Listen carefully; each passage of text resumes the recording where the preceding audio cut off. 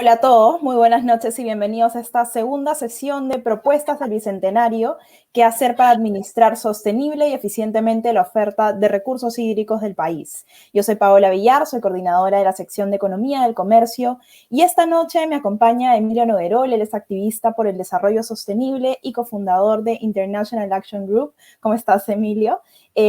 Vamos a conversar también con Milton Bonges, quien nos acompaña, es director de Vidensa Consultores y exministro de Agricultura y Riego.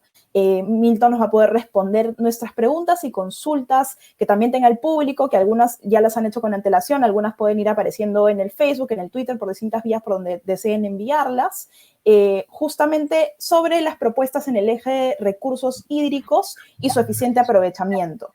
Es importante apuntar que este es uno de los 9 ejes de las propuestas del Bicentenario, una iniciativa liderada por Vidensa Consultores para entregar a la ciudadanía y a todos los candidatos en estas elecciones una serie de propuestas diseñadas por expertos de Vidensa e invitados para impulsar mejoras en aspectos fundamentales para el país durante el próximo gobierno. Para entender un poco la dinámica, como sabemos, esta sesión va a durar aproximadamente 40 minutos. Vamos a tomar en cuenta, como les comentaba, las preguntas que han enviado por el formulario de inscripción, así también como las preguntas que nos puedan dejar en las redes sociales. Y sin más preámbulos, Emilio, te cedo la palabra para que podamos iniciar con las preguntas y con esta conversación. Muchísimas gracias, Paola, muchísimas gracias, Milton. Es un gusto conocernos a través de estos medios, ¿no? La nueva normalidad nos permite grandes oportunidades también, y esta es una oportunidad que yo agradezco bastante. Muchas gracias a Vidensa Consultores con todas estas propuestas del Bicentenario que nos trae, y sobre todo con esta particular que conversaremos el día de hoy, que es el tema del agua, cómo cuidar nuestros recursos hídricos. Milton, yo te tengo una pregunta sobre la situación actual del manejo de los recursos hídricos en el Perú, porque tenemos un país con una gran capacidad de agua, ¿no? De hecho, uno de los primeros en el mundo, pero a la vez todavía muchos desafíos para administrarla. Cuéntanos un poco la situación actual en el Perú. Bueno, primero buenas noches, Paola, buenas noches, Emilio. Un placer estar conversando con ustedes esta noche por un tema que es el gran ausente en la campaña. Los partidos políticos en realidad casi no se han manifestado respecto de la importancia del agua como recurso hídrico madre de casi todas las actividades productivas y humanas que hay sobre el país. Entonces es un placer justamente hablar sobre esta propuesta. Y me gustaría empezar diciendo que Perú es un país bendecido por la naturaleza. Bendecido por la naturaleza porque si uno piensa en la cantidad de agua que tenemos en el territorio, estamos entre los 10 países que más agua tienen en términos per cápita, en términos por kilómetros.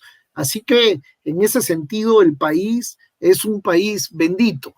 Sin embargo, cuando ponemos ya un poco el microscopio y vemos cómo se distribuye esa agua en el territorio, entonces ahí empiezan los problemas y empiezan los conflictos, porque si vemos la costa peruana tiene apenas el 2% del agua total que hay en el país, y ese 2% alcanza para 2/3 de la población del Perú que vive en la costa y alcanza para abastecer al 80% del Producto Bruto Interno que se genera en la costa. Entonces, por un lado, país riquísimo en recursos hídricos, abundancia de agua, pero por otro lado, la gente se fue a vivir y a desarrollar sus actividades económicas justamente en la parte del país que menos agua tiene. Por lo tanto, ahí es donde empiezan los conflictos por el agua y ahí es donde empiezan también la necesidad de tener políticas de largo plazo que aseguran la disponibilidad de agua para todos los ciudadanos. Claro, y en ese sentido, además, Milton, sí quería saber también ahí, para continuar un poco en la línea de Emilio, entender también cuál es el principal objetivo de las propuestas de recursos hídricos y suficiente aprovechamiento, ¿no? Y además, entiendo que poner en contexto este tipo de diagnósticos que tú me comentas es una parte súper importante para saber qué hacer. Sí, mira, siguiendo un poco con el diagnóstico, también vale la pena decirte que en la otra área del país, la que no es la costa, la sierra y la selva, no es que tampoco en todas esas cuencas hidrográficas haya muchísima agua. También al interior del país, dependiendo de qué cuencas, hay cuencas que son muy abundantes en agua y hay otras cuencas que son mucho menos abundantes en agua. Y ahí a veces es donde surgen los conflictos de uso entre un sector y otro. Por ejemplo, el uso poblacional puede competir con el uso agrícola. El uso agrícola puede competir con el uso minero. El uso minero puede competir con el uso para generación de energía. Y entonces ahí donde hay potencial conflicto, hay necesidad también de mejorar la política pública para que el uso de recursos se dé de la manera más eficiente. Mira, toma en consideración que Perú parece, a veces es que nos quejamos mucho de la falta de agua, pero hay países como Israel donde tienen solamente un río, que es el que provee agua, el resto es de lluvia, que es muy poquita, y el resto es del subsuelo, que también es muy poquita, y entonces el agua que usan la tienen que hasta reciclar 7 veces. Son muy cuidadosos por eso son los inventores del riego por goteo, son los inventores de las plantas desaladoras de agua por tecnología de ósmosis inversa, son porque viven en un país con mucha gente, con una sola fuente de agua superficial que hace realmente escaso, ¿no?, el uso del agua Claro. y los potenciales conflictos también. Por eso apuntas ahí que el tema es, o sea, la gestión, ¿no? La gestión, y en todo caso que justamente por eso solo en 8 regiones hay como un 80% de cobertura, que fue un poco lo que veía en el documento. Sí, efectivamente. Efectivamente hay en todos los usos, en general en todos los usos hay mucho espacio para mejorar la eficiencia. En la agricultura, por ejemplo, el principal usuario del agua superficial es el agro. El agro consume aproximadamente el 90% del agua total que se usa técnicamente se dice de uso consultivo, que es la que se usa y se desaparece, no se regresa a la fuente. Y esa agricultura, de cada 100 litros que recibe, solamente 35 llegan hasta la planta. El resto de 65 se desperdicia. Con lo cual podríamos triplicar, si fuéramos eficientes, la superficie de riego en el Perú.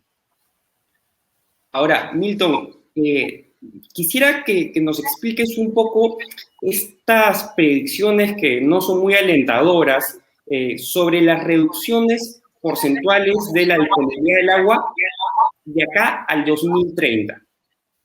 Sí, mira, en realidad hay, efectivamente, Perú es un país que, como todos los países del mundo, se ven afectados por el cambio climático, por el calentamiento global. Ya no es más válido el debate de si es verdad que si la acción del hombre afecta al clima. Esa discusión ya pasó. Ahora hay una certeza que efectivamente la emisión de gases de efecto invernadero sí afecta el clima y sí afecta a nuestros recursos naturales. Y por lo tanto, lo que vemos en el Perú es que en algunas fuentes el panorama no es tan positivo, y en otras cosas el panorama más bien es neutro. ¿A qué me refiero? Si tú ves una de las principales fuentes de agua dulce en el país, que son los glaciares, tenemos a lo largo de toda la cordillera muchos glaciares, y muchos que han desaparecido al 100%, otros al 80%, otros al 50% y otros al 40%.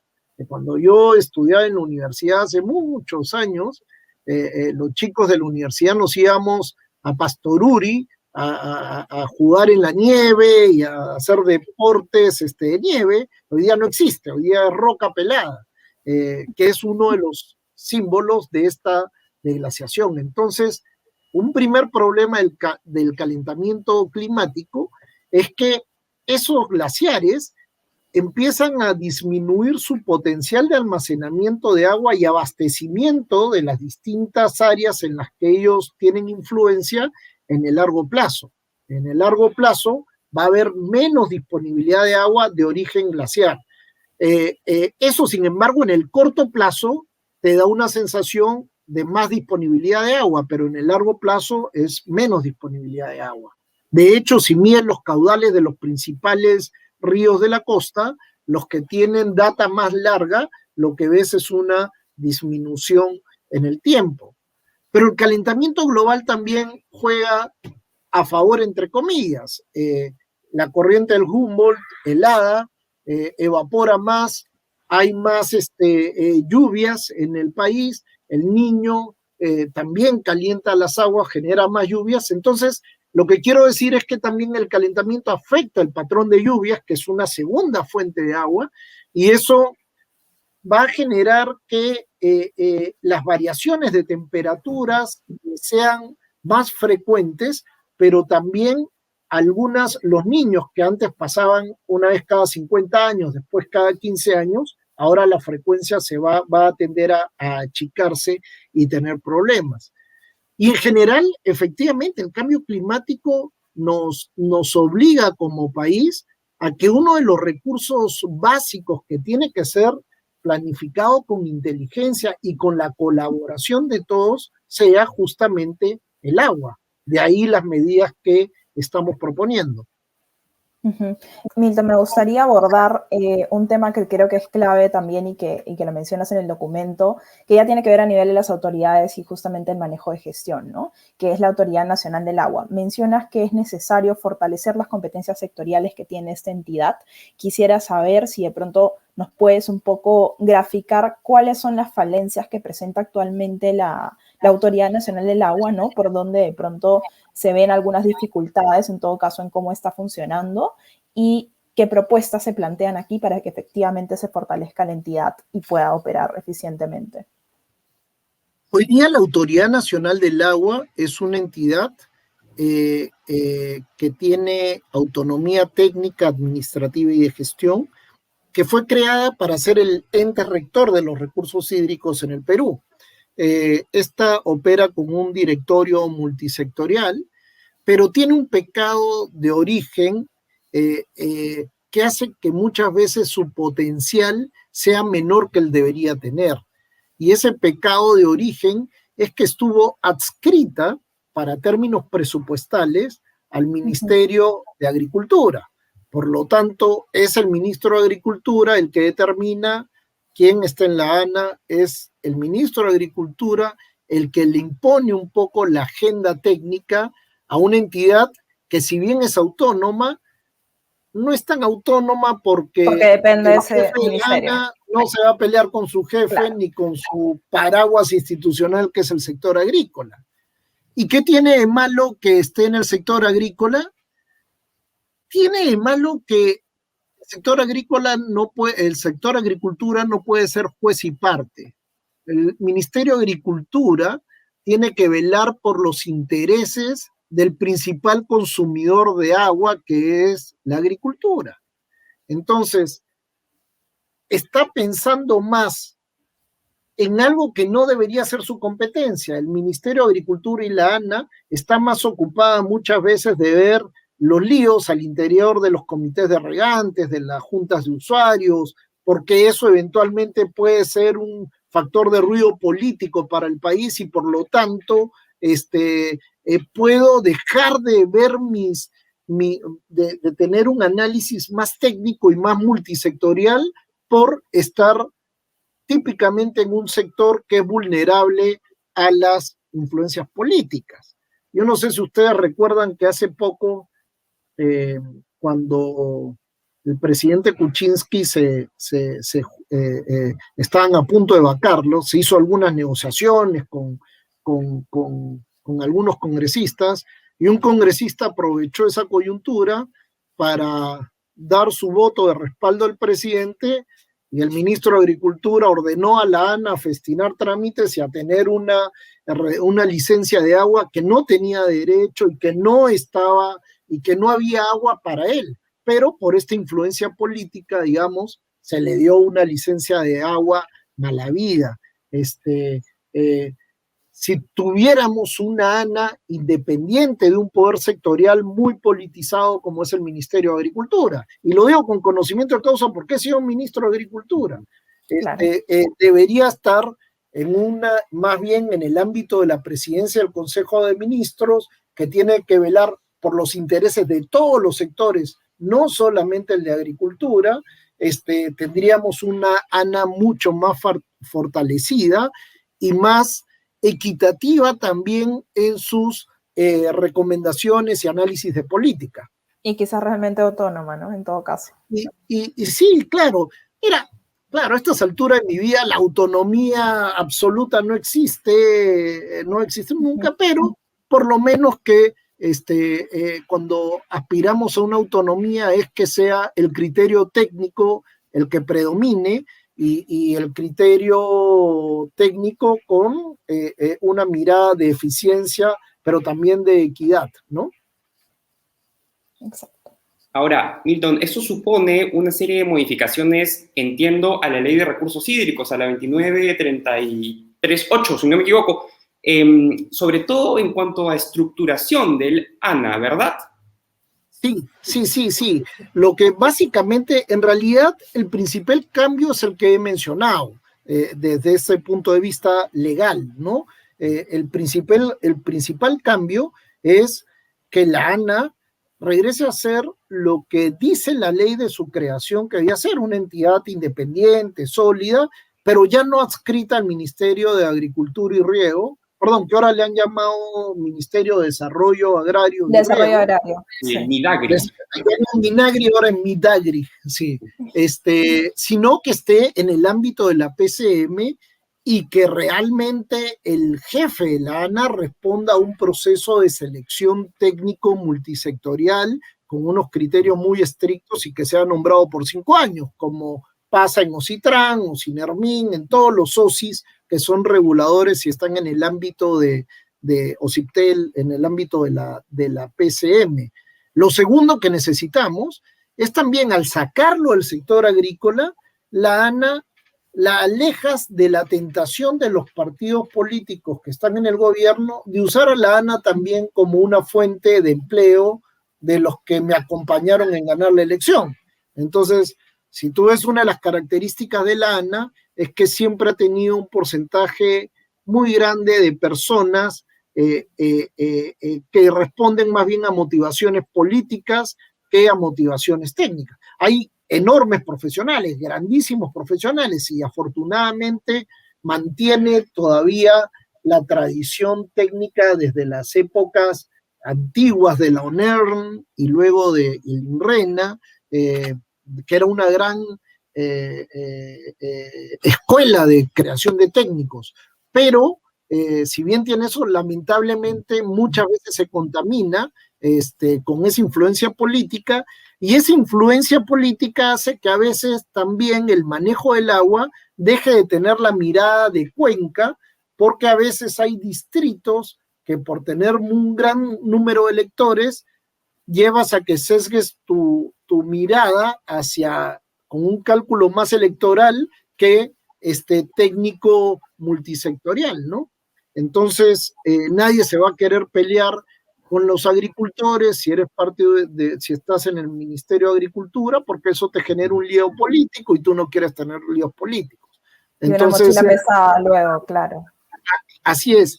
Y en esa línea, también lo que proponemos en la parte de fortalecimiento institucional es que se instaure la carrera técnica meritocrática en el INRENA para minimizar la capacidad de que sea una fuente de contratación de partidarios del gobierno de turno, sino que más bien hayan procesos donde los profesionales entren por concurso público y que vayan ascendiendo de acuerdo a sus competencias, ¿no? Y eso se puede hacer, ahí está la ley del servicio civil, que se creó el 2014, y debe ser uno de los primeros sectores en los que se instaure plenamente para que los técnicos más calificados del país puedan trabajar con una mirada de largo plazo en la ANA. Precisamente. Milton, me gustaría hacerte una pregunta ahora que nos llega justamente el formulario de las personas que se han inscrito, y nos preguntan aquí, ¿cuánto debería costar el agua potable en los distritos de mayores ingresos de Lima? Si es que efectivamente acá se aplica algún tipo de tarifario. En algún momento hablamos de que acá en Lima sí hay este tipo de subsidio cruzado, pero en todo caso, si nos puedes aclarar cuánto debería ser el costo para que efectivamente se sienta que ese agua tiene un costo en todo caso, ¿no? Mira, el agua, lamentablemente en el Perú, no vale lo que debería valer. O si te lo pongo de otra manera, cuesta mucho, vale mucho, pero cuesta poco. Y si nos centramos a uno de los usos, que es el uso poblacional, y hablamos solamente del agua potable, los esquemas tarifarios en Lima te permiten ver que un metro cúbico de agua en promedio para una familia que tiene conexión domiciliaria cuesta alrededor de 3 soles por metro cúbico, un poquito más, poquito menos. Pero si esa persona, si esa familia no tiene acceso al servicio de agua en su domicilio por una conexión, esa familia, que generalmente es la pobre o pobre extrema, tiene que pagar entre 15 y 18 soles por metro cúbico de agua que viene en un camión cisterna a mi domicilio. Con lo cual, los más pobres del Perú pagan hasta 5 veces más que las personas de mayores ingresos por un agua que no la tienen disponible todo el día y por un agua que no ha pasado por un proceso de cloración. Esto mismo que te estoy contando pasa también muchas veces en otros tipos de usuarios. En la agricultura, por ejemplo, los agricultores de los valles nuevos, como en Chavimochic, por ejemplo, o en Olmos, pagan una tarifa que puede ser 10 o 20 veces la tarifa de los valles viejos que están al lado, porque también otra vez, muchas veces, el cálculo de la tarifa de agua ha estado sujeto a también un cálculo político que hace que no se actualicen las tarifas para no quedar mal con los agricultores. Y eso te lleva a una gran cantidad de desperdicio de agua y que pueda sustentar cultivos que son muy demandantes de agua en una zona donde el agua es muy escasa. Alguna vez mediciones que hizo la misma ANA para ver cuánta agua, por ejemplo, se usaba por hectárea año de arroz en la costa del Perú. Yo recuerdo haber visto alguna vez hasta 70.000 metros cúbicos por hectárea años, que es una barbaridad. Un módulo de agroexportación está en 10.000, un poquito más, un poquito menos, y genera un producto de mucho valor, como el arándano, como la uva, como el espárrago. En cambio, para arroz usas 7, 8 veces más agua, y gran parte de esa agua en realidad no termina en la planta, y además generan unas externalidades bastante negativas porque esa agua se infiltra, empantana el agua, salen las sales también del suelo y afecta la superficie cultivable de la costa del Perú. Claro. Emilio, si me permite, solo para apuntar, Milton, quería preguntarte, justo mencionaste todo este tema que creo que es súper importante, que es que lamentablemente en Lima, y no dudo que también a nivel nacional, más hablo del servicio a hogares, ¿no? Mucha gente paga mucho más por agua porque lamentablemente pues todavía no hay un sistema de saneamiento en donde están. ¿En algún momento hubo algún plan que se conozca, que se haya hecho público o que se haya evaluado para terminar de cerrar esa brecha de además personas que viven por muchos años en estas zonas y que siguen pagando 5 veces más por agua que de pronto nosotros la tenemos aquí a la mano?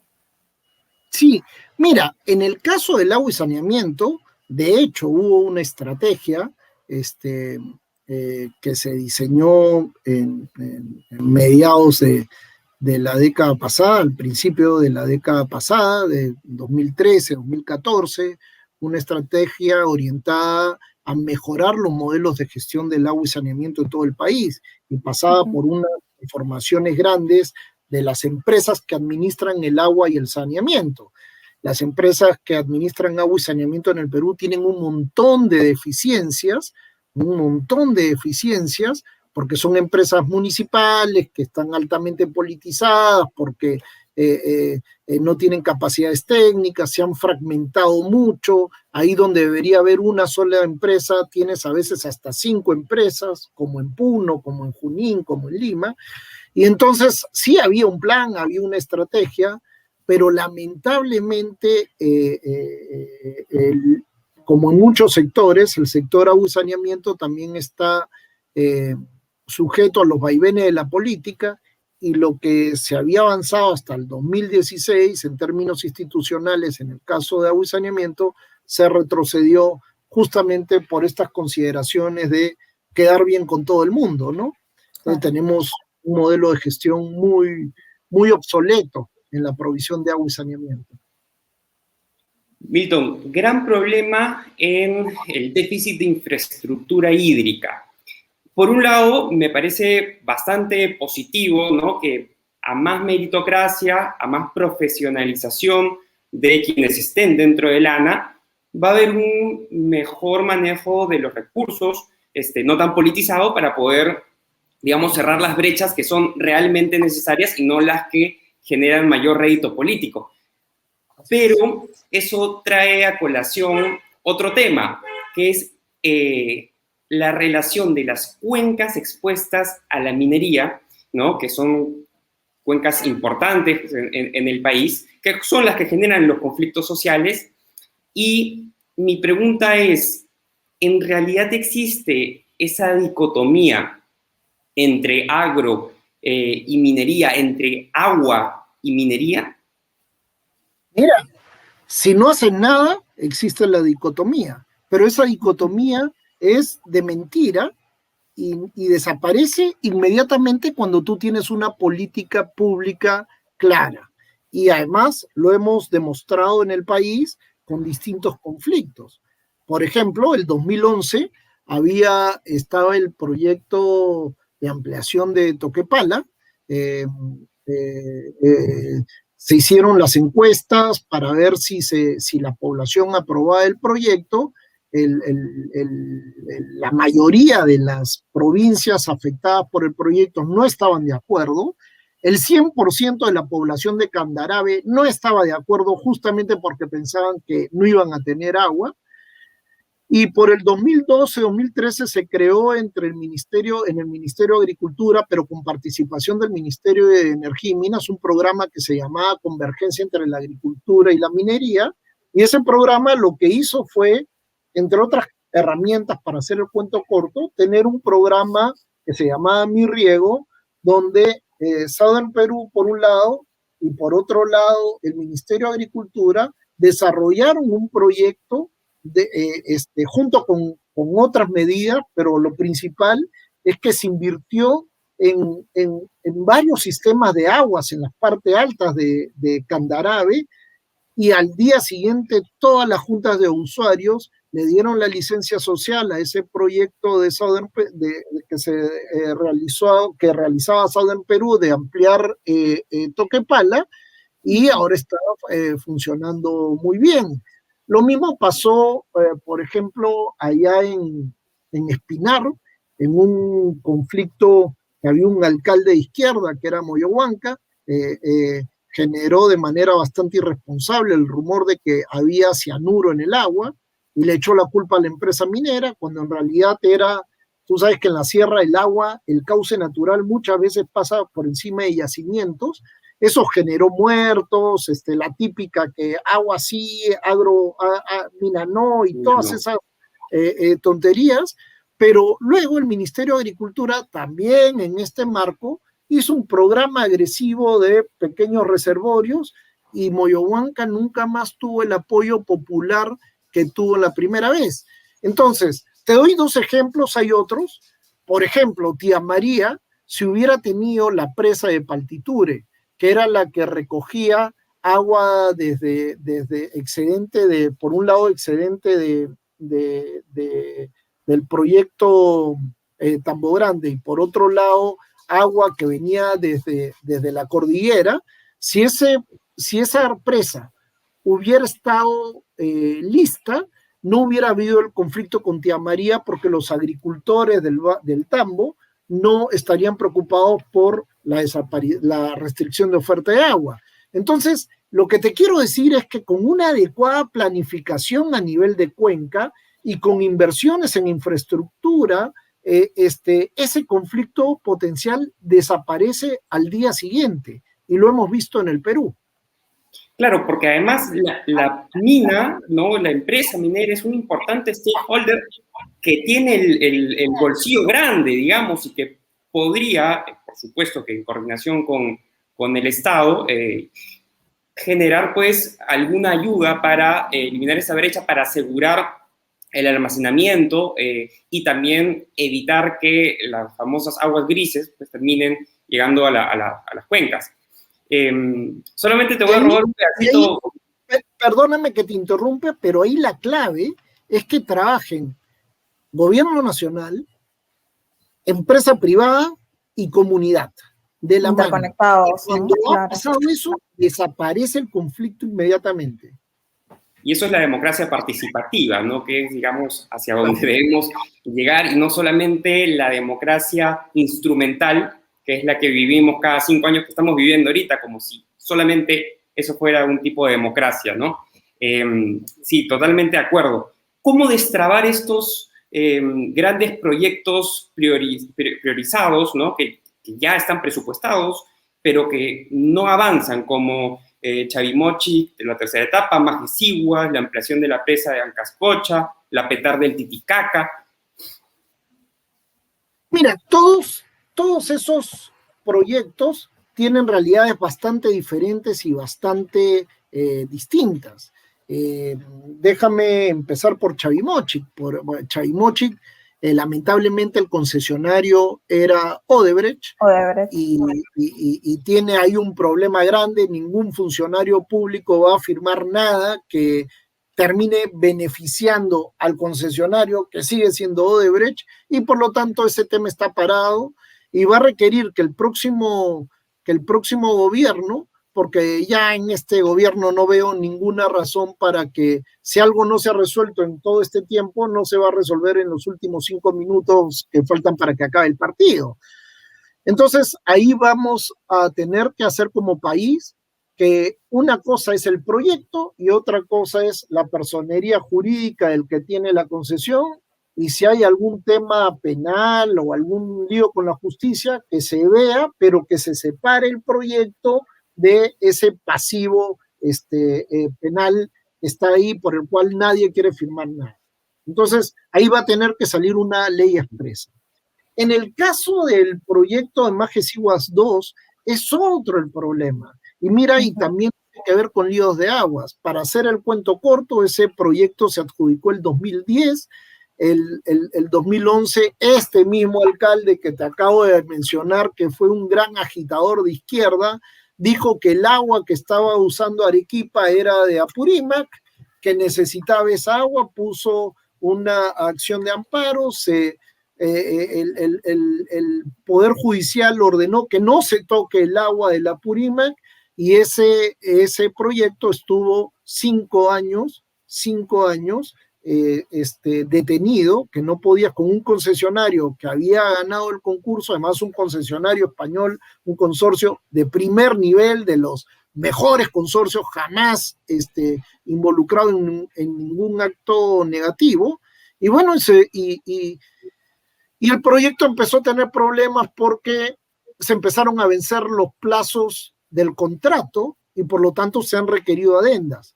Pero también otra vez, como muchos políticos radicales dicen que adenda es sinónimo de corrupción, hasta cuestionaban ese tipo de adendas, con lo cual los funcionarios otra vez han tenido problemas. Además que fueron 13 y eso haber sido todo un drama en ese momento, ¿no? Claro, entonces se mezclan papas con camotes y para hacer el cuento corto, ese es un proyecto que ahora sí está ya enrumbado, que parece ser que efectivamente se va a firmar una última adenda que es necesaria, porque cuando el Tribunal Constitucional Constitucional dice que el agua es de todo el país y no es de la provincia de Espinar y del Cusco, entonces, pero en ese fallo del Tribunal Constitucional se toma parte del caudal que iba a ser para Majes y se ordena que ese parte del caudal se quede en el río y por lo tanto para Majes vaya menos agua, con lo cual hay que cambiar de tecnología y con lo cual hay que hacer una adenda para cambiar el proyecto. Pero en términos generales eso es un muy buen proyecto, que el potencial que tiene desarrollo no solamente en Arequipa, sino en toda la Sierra Sur es enorme y que debería ser priorizado lo más pronto posible, ¿no? Y ya no me acuerdo qué otro proyecto me preguntaste. Creo que el Petar Titicaca te mencionó también. Sí. Te dije algunos más, pero la Petar Titicaca llama la atención por la magnitud de lo que es, ¿no? Sí, la Petar Titicaca, además me tocó a mí cuando yo era ministro de Vivienda convencer a las autoridades de Puno de entrar a ese esquema bajo la modalidad de asociación público-privada. Claro. Además, en una región donde cuando hablas de inversión privada la gente se pone muy sensible.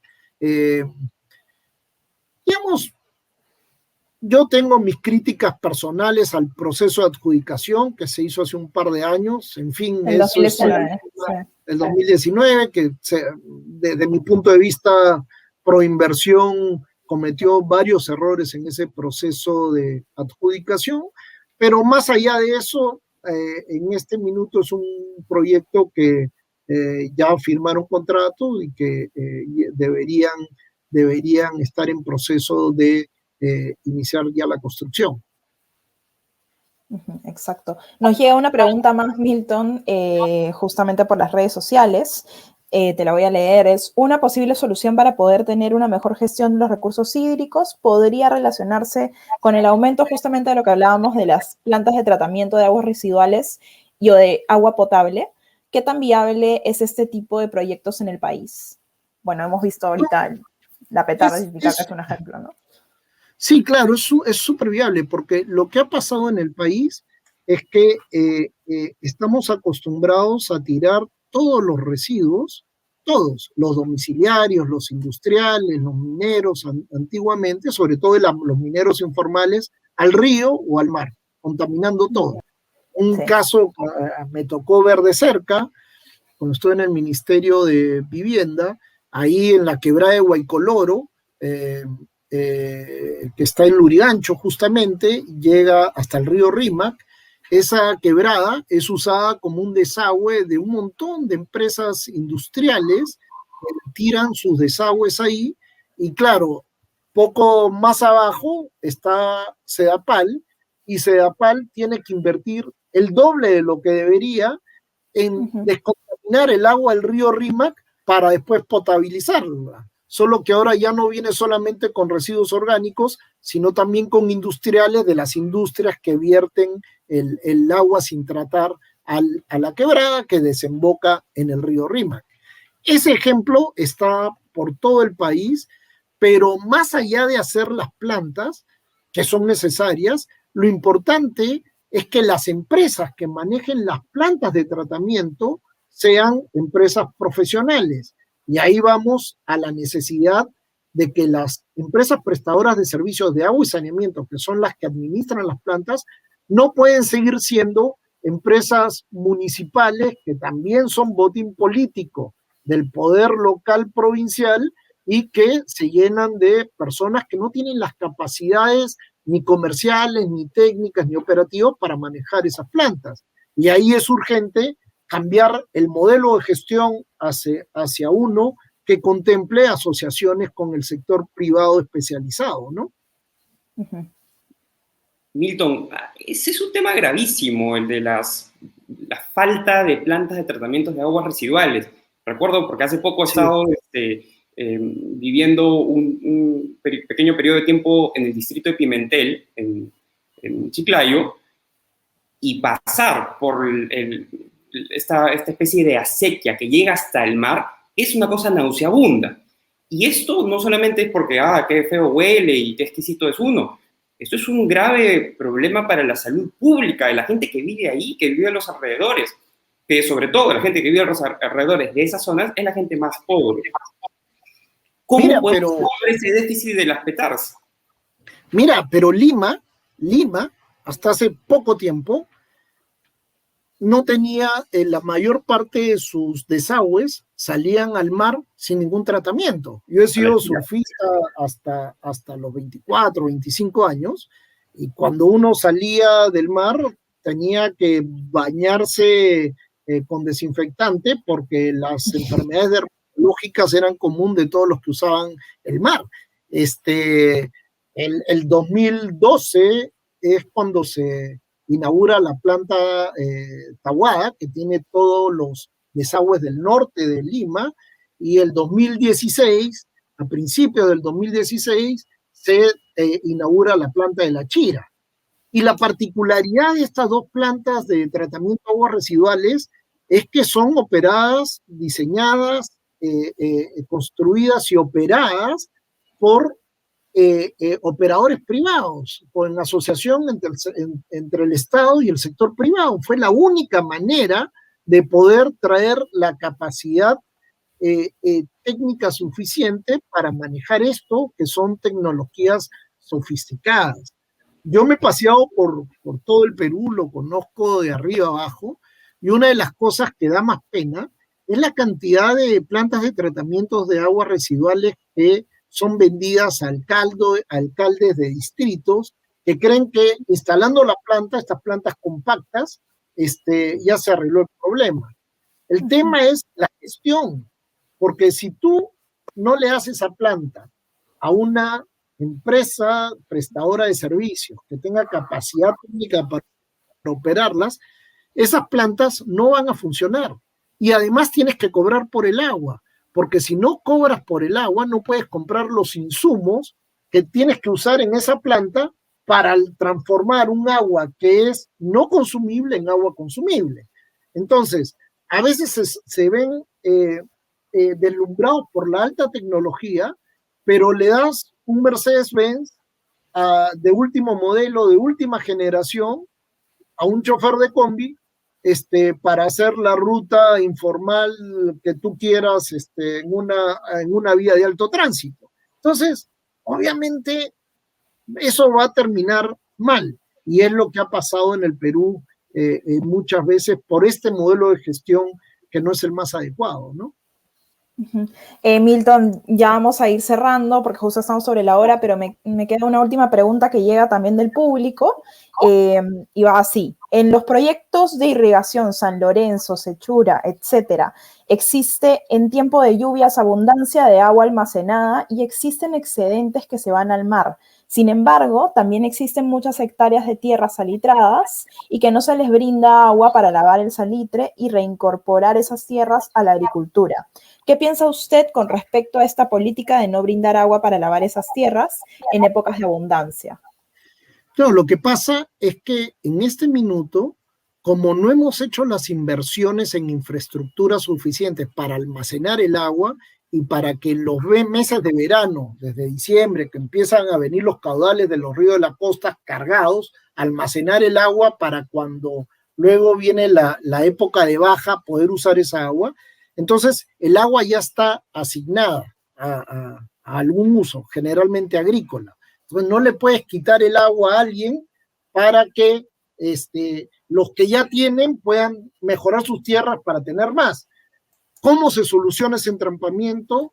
Con planificación a nivel de cuenca, identificando cuáles son esas inversiones para que atrapar el agua antes que se vaya al mar, guardarla y luego regularla, soltarla de a pocos, pero también tengo que trabajar con los agricultores porque de nada sirve que se arregle o se mitigue el tema del salistre si vas a seguir sembrando arroz porque después no pago una tarifa de agua y sobreuso el agua, porque entonces no solucioné nada. Entonces la solución tiene que venir por el lado de la oferta, hacer estos programas de presas, de almacenamiento de agua, regularlas mejor, y por el lado de la demanda, El agricultor, sobre todo el tradicional, tiene que empezar a cambiar su mirada, tiene que tecnificar su riego, seguramente con apoyo del Estado, pero no seguir usando el agua como si fuera un bien que no tiene ningún valor. Precisamente. Muchísimas gracias, Milton, y agradezco a Emilio también por su compañía el día de hoy. Y bueno, Milton, muchas gracias además por responder todas las preguntas que nos han llegado. Hemos tenido varios temas, además de los que hemos conversado, nos hemos ido a hablar hasta de proyectos que, bueno, ojalá efectivamente puedan concretarse en un corto plazo. Y bueno, sin más que decir, solo para que todos lo recuerden, estas son las propuestas que tienen que ver con el eje de recursos hídricos y su eficiente aprovechamiento. Gracias, Paola. Gracias, Emilio. Muchas gracias, Paola. Muchas gracias, Milton. Solamente para agregar unas cuantas líneas, quiero hacer un llamado a mis amigas y amigos que son jóvenes, que están en las redes sociales y que además ya saben que tienen un impacto importante en nuestra comunidad, en nuestros ecosistemas, ¿no? Y en nuestro país. Esto no solo se trata de políticas públicas, por supuesto que son importantes, por supuesto que hay que hacer cambios estructurales desde el Estado. También se trata de cambios de hábito. Solamente un dato chiquitito para dejarles, ¿no?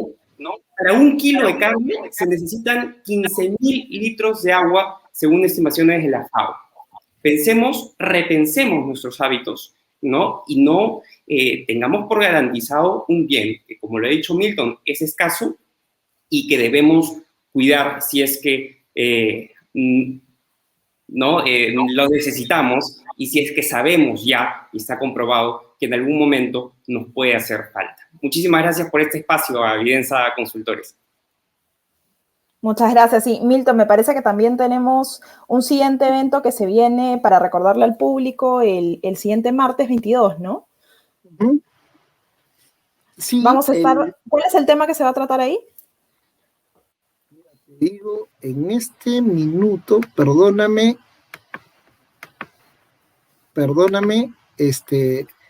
No hay problema. Igual le recordamos a las personas que nos están escuchando que en la web propuestasdelbicentenario.p van a poder conocer también más de la iniciativa y de las propuestas, en todo caso, que tiene Videnza en este aspecto. Sí, de acuerdo. Debe ser el de agua y saneamiento de manera específica. Perdóname que no tenía abierto mi calendario porque las propuestas de los 9 sectores, tenemos un calendario amplio de difusión, entonces no tengo todas en la cabeza. No hay ningún problema, Milton. Pero de todas maneras vamos a hablar ya de manera específica solamente de agua y saneamiento, así que va a estar re interesante. Perfecto. Y justo Sí, el 24 es ese evento, el de agua y saneamiento, ese mismo. Y el 22 más bien es el tema a tratar va a ser cómo lograr la igualdad de oportunidades para que todos los peruanos puedan acceder a la educación, y va a estar a cargo de Daniel Alfaro, con quien también tenemos el gusto de conversar. Está interesantísimo, ¿eh? Está interesantísimo. Sí, y ahí lo que le digo, invito a la gente que se meta a la página web propuestasdelbicentenario.pe y están todos los papers ahí, y nosotros más que en el qué, nos hemos centrado en el cómo hacer, porque todos los candidatos te prometen todo, pero nadie dice de dónde va a salir la plata y cómo se va a hacer. Todo el mundo promete agua para el 100% de peruanos, pero nadie dice que para hacer huevos, para hacer tortillas, hay que romper huevos, y nadie quiere romper ni un huevo. Entonces, ahí van a poder tener unas agendas interesantes de propuestas de políticos que pueda ayudar a la discusión. Perfecto. Y bueno, ha sido un gusto en verdad estar aquí con todos ustedes. Muy buenas noches y ojalá sigamos escuchando todas estas propuestas y que además lleguen a los oídos de los candidatos. Chao. Muchas gracias. Muchas gracias. Chao. Gracias.